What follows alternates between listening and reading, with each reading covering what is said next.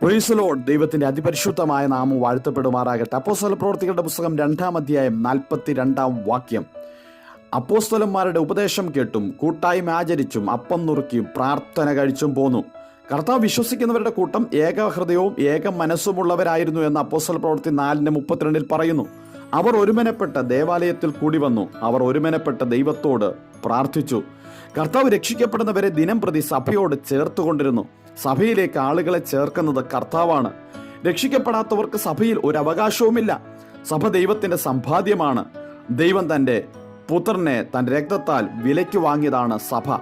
ഇന്ന് പല സഭകളിലും ദൈവത്തെക്കുറിച്ചും സഭയെക്കുറിച്ചും ആരാധനയെക്കുറിച്ചും സഭയിലെ ഓരോ വിശ്വാസികളും എങ്ങനെ ആയിരിക്കണം എന്നതിനെക്കുറിച്ചുള്ള അറിവോ പരിജ്ഞാനവും ഇല്ലാത്ത കാര്യങ്ങളെ കാണുമ്പോൾ വളരെ ദുഃഖം തോന്നാറുണ്ട്.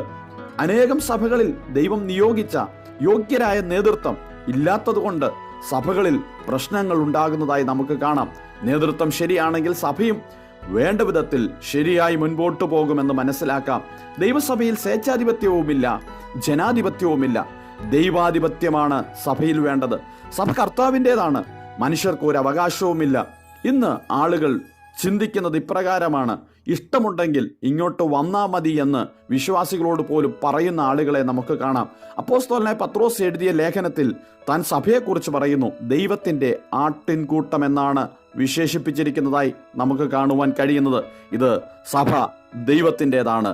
അതുകൊണ്ട് ദൈവസന്നിധിയിൽ ദൈവാധിപത്യത്തിനു വേണ്ടി സമർപ്പണത്തോടുകൂടെ മുൻപോട്ട് പോകുവാൻ ദൈവമക്കളായിരിക്കും നമുക്കെല്ലാവർക്കും ഇടയാകട്ടെ. അതിനായി കർത്താവ് എല്ലാവരെയും സഹായിക്കട്ടെ. Have A blessed day. God bless you.